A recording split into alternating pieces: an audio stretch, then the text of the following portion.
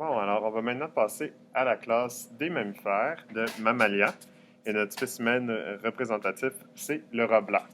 Donc ici, on a à la fois une femelle et un mâle.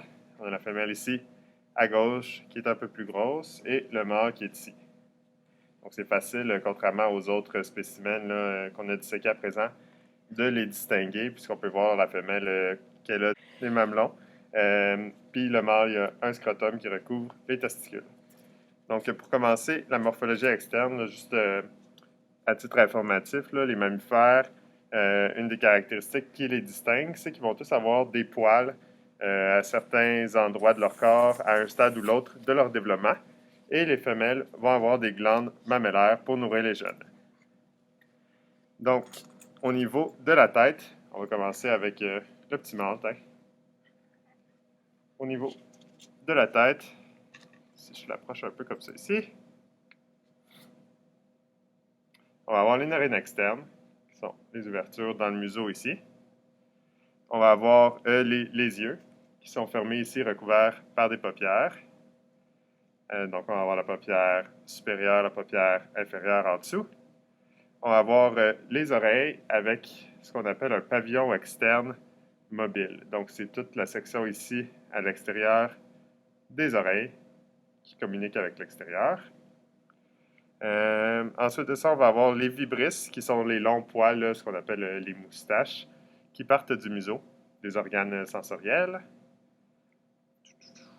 Et on va avoir les lèvres, qui sont bien développées et qui entourent la bouche. Là, ici, on peut les voir ici avec des petits poils autour de la bouche. Pardon. On va avoir le tronc, qui est le corps de l'animal, qui est divisé en deux parties. Donc, il va avoir la région antérieure, qui est thoracique, qui est vraiment la région du haut, où il y a les côtes et la cage thoracique, et la région postérieure qui est abdominale, qui est au niveau du ventre, où il y a la cavité avec la majorité des organes à l'intérieur. Ensuite de ça, si on switch à la femelle, donc la femelle va avoir 6 paires de mamelons. Je vais essayer de les montrer un peu plus à la caméra.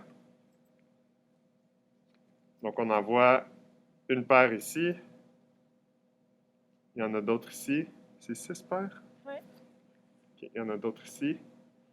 Il y en a même sur le côté ici. Ça va jusqu'en haut. Puis ça va vraiment, là, il y en a certains qui sont recouverts par du poil, mais ça va vraiment jusqu'en haut, jusqu'à la région ici. Il y en a ici, puis l'autre de ce côté-là, il est caché un peu, il est ici. Même encore plus haut, ici. Donc il y a 6 paires de mamelons, là, un peu répartis à travers le tronc de l'animal. Au niveau des différents orifices, chez la femelle, il va y avoir trois orifices dans la région abdominale. Donc, il va y avoir l'orifice urinaire, vaginal et l'anus.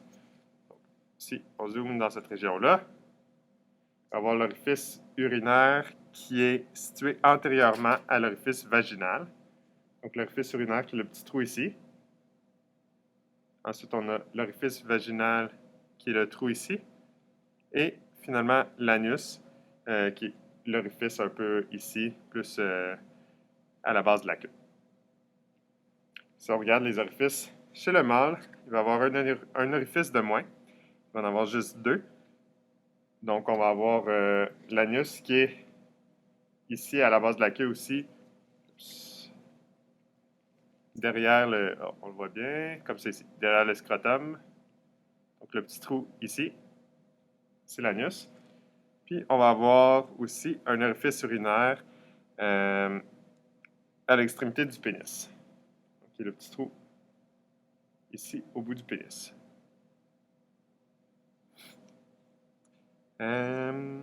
Ensuite de ça, on va avoir le scrotum qui contient les testicules, donc c'est un sac externe comme ça ici, avec le pénis ici.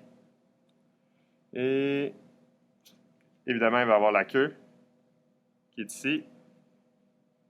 Il va avoir les membres antérieurs, donc les pattes ici, à l'avant, qui va avoir seulement 4 doigts avec des petites griffes.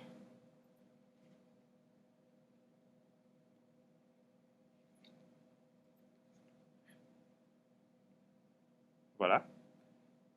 Et les membres postérieurs, qui sont un peu plus longs, ils vont être terminés par un pied qui porte 5 doigts, également avec des petites griffes. Voilà.